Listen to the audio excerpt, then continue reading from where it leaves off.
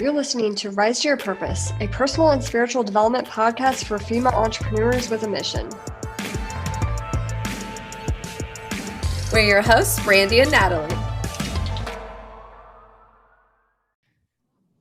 All right. Hey, everyone. We're so glad that you are back for another episode of Rise to Your Purpose. And I have an incredible guest with me today, and her name is Brittany Wallenhorst, and she is the creator of the new podcast that's going to be coming out called Souls on Fire. And we have been able just to chat. I've kind of basically connected with her on Facebook, you guys, so you'll have to go follow her and check her out because she definitely is a soul on fire, and she is just doing so many amazing things just for the kingdom. And so I knew she would be perfect for you guys to get to listen to and hear from, because our big passion here at Victorious Entrepreneurs Rising is helping you guys step into your purpose and what God is calling you to in the marketplace. And so here we have an entrepreneur who is really stepping out in faith and following what God has for her. And her story is amazing. So I'm excited for you guys to meet her and hear from her today and get that inspiration, motivation to maybe, if you hear God calling you and tugging on your heart, that you will also just say, yes, Lord, I'm here. What do you have for me? And move forward in that. So Brittany, thanks so much for taking time to jump on today. I'd love for you to just introduce yourself a little bit more to us and, just tell us a little bit about you. And then we'll dive into kind of your story and how you got to Souls on Fire. Yeah, of course. Oh, thank you so much for having me, Natalie. I'm so excited to be here. I'm so excited that the Lord has connected us. He works in incredible ways. The Lord really just knows how to bring the right people in your life at the right time. Oh, it's just so incredible. So as Natalie was saying, so I'm from Wisconsin originally, just actually moved back to America about 6 months ago from Sydney, Australia. Love football. I'm a huge Green Bay Packer fan. I'm a sports junkie. Love working out. What else? No, that's awesome. Well, let's dive in, because I know you said you're from Wisconsin, but you lived in Australia for a long time, or for a while, and now you're back in Orlando. And I would love for them to hear that story of what you heard God saying to you and kind of how you ended up in Orlando. Yeah, of course. So I was living in Sydney for the past year. So April of 2019 through April of 2020. I was studying a diploma of travel and tourism management at Australian Pacific College. And studying there for the past year, absolutely loved it. I actually felt like Australia was going to be my home forever. I never felt like I was called back to America. I never felt like I wanted to come back to America. I had such a great life over there, honestly. I had such a great community. I attended Hillsong Church over in Australia. I had such an amazing church family. Had so many friends at uni, so many other great community friends that I had. And was going to start traveling. I was making some decent money, and I was like, yes, God, I am living the dream. Thank you so much for this blessing. I absolutely loved everything about it. And then unfortunately, we know that COVID-19 has hit the world. It struck pretty fast. And I remember it was in February. I moved back to America in April. In February, I remember going to sleep one night, and I remember just the Holy Spirit whispering to me, and he said, Brittany, you are about to enter into a very difficult season of your life. And I was like, oh my goodness, I have no idea what this means. And I remember I couldn't sleep that night either. And a couple weeks prior to that, I was also listening to a few sermons, and I was also doing some prayer journaling as well. And I was just really praying to the Lord, Lord, you have permission to break my heart. However you want to break my heart, I pray that you just break my heart. I don't know what that looks like for you or for me, but Lord, I give you permission to whatever breaks you, you can break me. And yes, so then again, a couple weeks later, I had that, Brittany, you're going to enter into a very difficult season. So I was like, oh my goodness, I'm not sure what this means. That was at the end of February. So then March, I remember I went to a friend's wedding on March 1st. That was really good. Had a great time. Still, COVID was still kind of hitting in Australia, but nothing was really closing like it was in America. And a couple weeks later, COVID kind of just struck the world again, and everything kind of started closing in Australia. And I had 2 jobs at the time, and I ended up getting suspended from both my jobs. So wasn't sure what I was going to do. I could definitely live off my savings for a good couple months, but I didn't want that to be like the reason that I lived there. I didn't want to, scrubbage my savings and just live off of nothing. So unfortunately, I made the difficult decision to come back to America. Again, something I never intended on doing and I never wanted to do as well. But I felt like that's what the Lord was leading me to do. And I said, okay, Lord, if that's what I got to do, it's unfortunately what I have to do. And I was so upset. I was so devastated. I remember sitting in the airport and sitting on the plane, and as the plane's going off, I'm just crying. And this person next to me is probably like, oh my goodness, is this girl okay? And so we got up in the air, and I was just scrolling through my photos of all my memories in Australia, and what I was going to miss and what I had left behind there.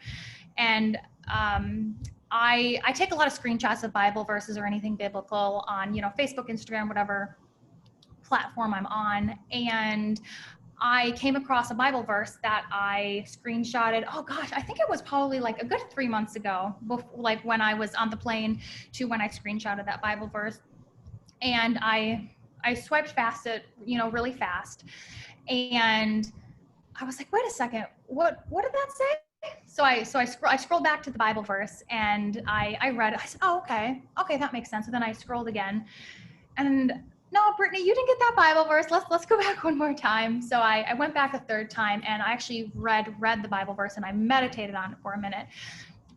And it was John 13:7, and it says, you do not know what I'm doing now, but later you will understand. And I am like, oh my goodness, this is my life right now. Like, I don't know what you're doing right now, Lord. And like, I don't understand. I was so upset with God. How could you take me away from something that I loved? I had such a good community. I was loving life there. I never wanted to come back to America. Like, God, how could you take this away from me? And I felt him whisper to me, Brittany, just because something didn't work out the way that you wanted to the first time doesn't mean it'll never work out. You just need to trust me. So I flew back to Wisconsin, quarantined there for 2 weeks. That was really hard. Was there alone. My family was actually in Florida at the time, so I was there all alone. Was super, super depressed. I would be working out downstairs, and I would just start crying. I'm just like, oh my gosh, like this is really hard. I didn't have any friends with me. I didn't have any family. So just that isolation of being in quarantine for 2 weeks was really, really hard for me. I ended up flying back to Orlando about 2.5 weeks later, where I was reunited with my parents, which was really amazing. It was so good to be reunited with them, and my sister down here as well. But I still had this void in my heart. I had this void in my heart of, oh my gosh, like I really miss Australia. Like if I could get back on a flight right now, like I would, but I can't. And I really just had to dig down and sit with what season I'm in. Okay, God, what do you want me to learn from this season? Was having a hard time finding a job. I ended up getting a full-time job. It's not the job that I wanted, and I'm still in that in-between stage of getting that promise that God promised me, but I'm not going to give up. Yeah. Well, can I stop you right there? Because I heard some things that I think are really great. One, that I love that how you hear God's voice, like, and that shows that, it's because you've spent a lot of time with him. You have that intimate relationship with him. So, when he's speaking to you. And so he definitely is, when you're like, I don't know what this means, you're going to break, like, what does that look like? So he totally took your world apart of what you thought was, and I'm sure there's people on here that can relate to that. There's something in your life, if you're listening to this, that where you thought your life was going to be one way, or something was going to be a certain way. And then, or maybe you were a part of something that was really great for a long time. And then it's like, God's like, nope, we're going to go here now. And I know that has been several different times when I've been a part of something, just something as simple as when I became a teacher. I was like, I want to be a teacher. I thought I was going to be a teacher until I'm like 80. That was my dream, and became a teacher. And 3 years in, I was like, this is not what I thought. I'm like, God, what's going on? I felt like I was having a quarter life crisis, and I was like, what am I going to do with my life? And so figuring out, like, God, what is your purpose? What do you have for me? So I think that a lot of people can relate to that, of God kind of shaking up their world a little bit. And we realizing, and this is something that's been spoken to me a lot, I feel like, by God, and just a repeating theme that's been happening is like, he's almost putting us in this stage of, we have to let go of where we were to step into what he has for us. And it sounds like you were definitely kind of going into that season. And then I love how you saw that verse. I do that a lot too. Like I'll screenshot stuff and save it, or just what I find inspires or I want to share with others. And so I love to, you kind of meditated over that scripture. It caught your, attention, and then you looked at it again. So just continuing to, that you were like, through all this though, you were seeking the Lord, right? You weren't trying to figure it out on your own, but really just trying to be open and seeking the Lord and saying, and that's a great question. Like when you guys are in a situation like that, whatever season God has you in, that's where we need to be asking God, what do you have for me in this? What do you want me to do? Like really just being open. And I think you definitely proved the point of like, if you ask, you shall receive type of thing, right? Because you're definitely like, God, break me, like I will, it's like you definitely did. But I love that you are in this new season and doing something now that is totally going to continue to grow the kingdom. He really put on our hearts, probably has been like a year and a half ago, that we're really meant to help build up women and grow the kingdom just in general, but like in the business world too. And so I love that you're kind of stepping into some entrepreneurship as well. And just really like, I think God is really calling so many women out right now of, hey, it's time. Like now is our time. We can be in the world, they're really fearless influencers and world changers, you guys. And we have this mission field of using social media. And so I'm just like, I'm so excited for you to continue this story and share with them. So you're in Orlando and you're kind of getting, settled in. And so then what happened there when, like because I know this is kind of where Souls on Fire began. So tell us how that happened. Yeah. So I love that you were just saying that really you have, you just like really stepping into your purpose and saying, hey, God, what do you have for me? Because that's exactly what I had to do. So what I had to do is I basically had to write down a list of, this is what I want. Like, hey, I want to be back in Sydney. I want this kind of job. I want this kind of money. I want this kind of car, whatever it is. And then, so that's on my left hand. And then on my right hand, we have God's plan. So we have one piece of paper with my plan and one piece of paper like with God's plan. And I had to rip up my list.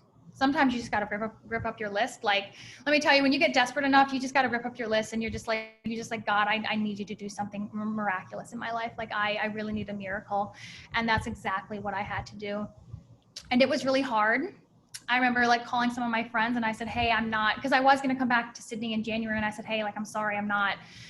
Like it breaks my heart to say this, but I said, I can't come back. I said, God has really called me here. I said, I can't leave God like this. Like him and I are tight. I can't do this. So like I said, I ended up getting full-time work and still kind of in that in-between stage. Hey God, like what do you have for me? I'm still kind of confused. I don't know what my passion is. I don't know what my purpose is. Like how do I find that? And what I've been learning over the past couple of months, and since I've been, returned back to America, is that it's okay to ask God for things. Like it's okay to tell God, hey God, I want this, and just to pray over it and to ask God to bless you in this specific area of your life. Because I feel like that is what I was lacking. And I ended up watching a sermon of Stephen Furtick, and just basically saying that like God is not a performance God, and something that he said really like solidified this like in my brain. And God knows the desires of our hearts, and he knows what he has for us. He knows us by the hairs on our heads. He's counted everything, and he's made us perfectly the way that we are for a reason.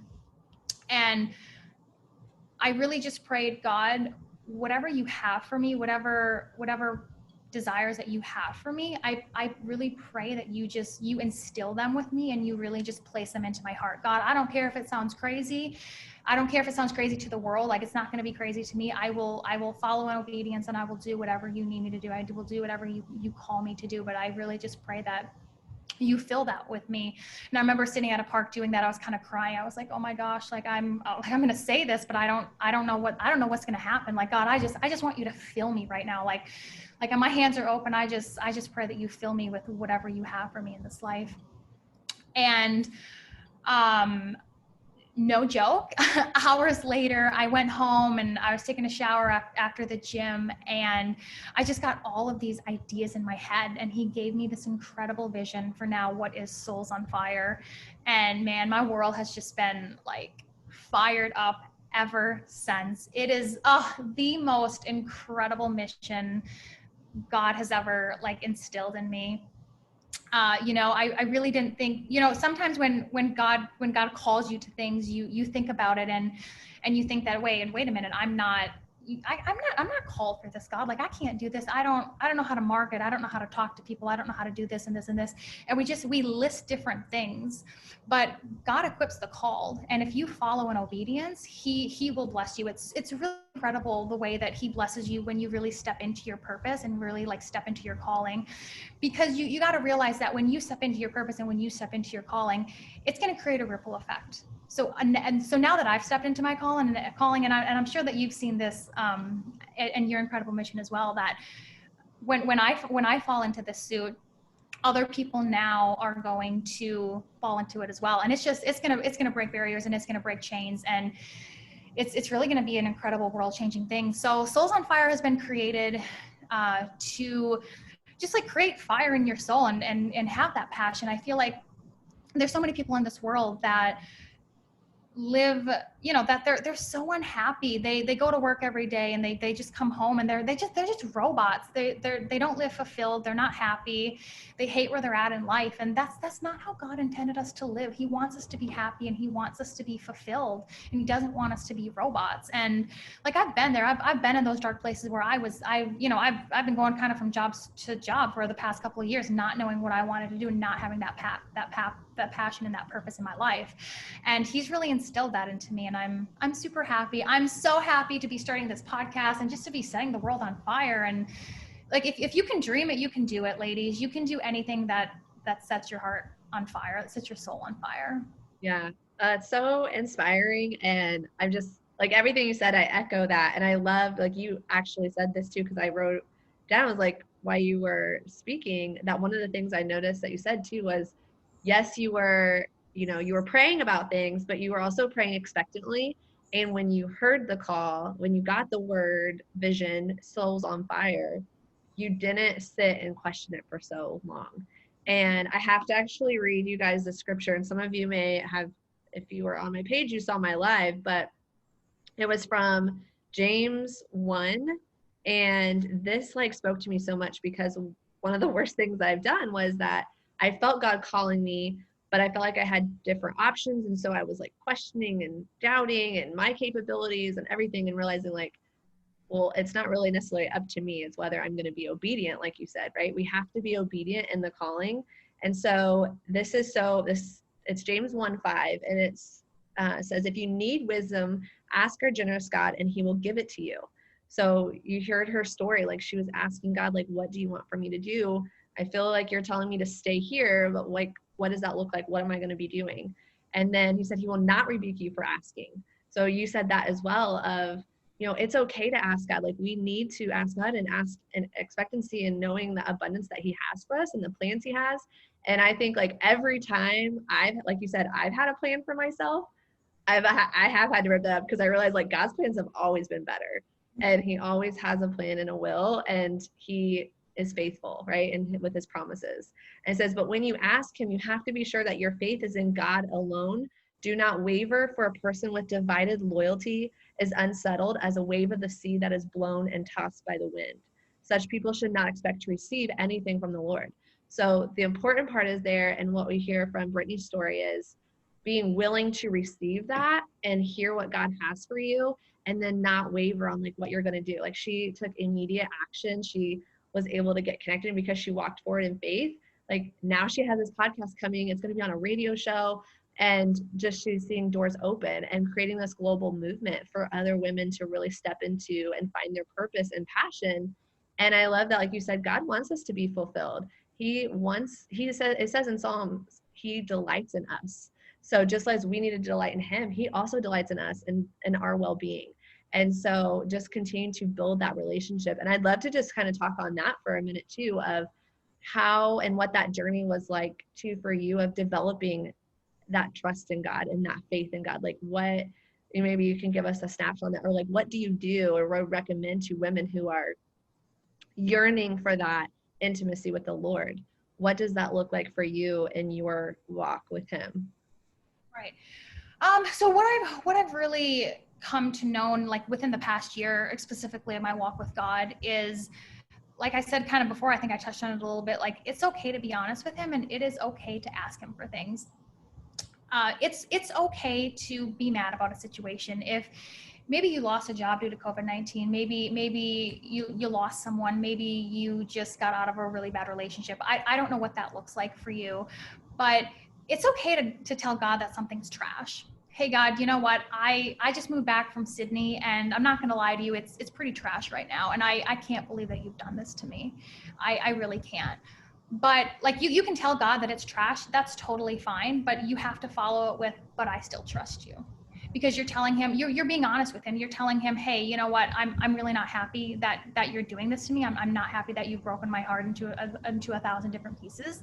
But I still trust you. I know that you still have a promise for me. I just need to get over this hurdle, and whatever you want me to learn in this season of life, I pray that you just fill me with that. And actually came across a really good Bible verse the other day. One of my members of Souls on Fire she sends me like a morning blessing, and this specific Bible verse was in the morning blessing, and it's just been instilled in me. And it's Luke 11:9. Like just keep on knocking on that door. If you keep on knocking on that door, God will answer. It might not happen overnight, and sometimes it doesn't. Sometimes it takes a month or a year or 6 months, whatever that looks for you in your life. But if you keep knocking on that door, and if you keep being obedient, and if you keep following the will of God, and if you get in a community, and if you're just surrounded among a bunch of women who are also faith-filled as well, you will get there. I promise you, you will. Yeah, I definitely agree. And like you said, just like continue to ask him too, of God, like let my will and my desires like align with your will and your desires. Like let those line up so that I know I'm walking in obedience with you. And I know getting in a community is so important, and that's why we have our purpose partner community. And you guys, she also has her own Facebook community too for women who are working on wanting to just continue to grow in their leadership and stepping up in their purpose and their passions, really figuring out what that looks like for their life. So tell us a little bit about your community, and we'll make sure to also, you guys put the link in the show notes. So definitely check that out. So if you want to join that community, you can, but can you give us a little snapshot of what they'll get in your community? Yeah. Oh my goodness. I am so in love with this community. God has been so incredible. This community is so faith-filled. Sometimes I have a bad day, and sometimes I want to give up. But honestly, I just go on my phone and I go on my Facebook and I look at this community, and I'm just like, no, like I cannot give up, because these women are absolutely incredible. So I do like a motivational Monday. I just launched like a business Wednesday, because we have a lot of entrepreneurs in the group. So Wednesday is all about, like, if you have a business question, it's all about like collaborating with each other. Like God has created Souls on Fire. God and I have created Souls on Fire to really just get in that community and really like have strong faith, and to just really to build and collaborate with each other. So that's what Business Wednesdays are for. We have Praise and Prayer Fridays. I love that, because like what someone is praying for today could be a praise report next week. So that's why I love incorporating like the praise and the prayer reports in there. It's just, man, we have women all over the world. We have over 600 women in that group. It is so incredible. So many women post so many amazing verses as well. And it's just so amazing to see what other women are doing as well, especially on the Business Wednesdays, and just how we collaborate and help each other. It really fills your soul. It's amazing. Yes, I love that. That's collaboration is like my favorite thing. I think it's so needed, and it's just amazing, like the people that you can connect with through that. So yes, we are really excited about your community and being able to share that with other people. who are in our Purpose Partner Tribe as well. So thank you so much for joining us today. We're just super excited. And then they can, definitely go check out her group. And that's also called Souls on Fire as well as the community. And then we know your podcast will be launching very soon. So thank you so much for joining us today. And we will see you on another episode of Rise to Your Purpose. Thank you so much. I appreciate it.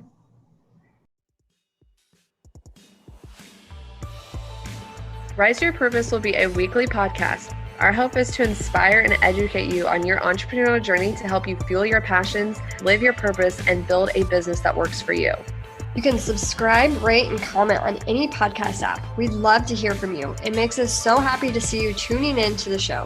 So if you're on Instagram, let us know what your favorite part of the show was by taking a screenshot of the episode you tuned into and tag us at Live Victorious on your story. Let us know what your favorite quote or takeaway from the episode was so that we can be inspired to keep creating content like this for you. To learn more about us and get involved with our community of mission-driven entrepreneurs, join our Facebook group, Purpose Partners, where we partner together in faith and business. So until next time, build a business that works for you and stay in alignment with your mission.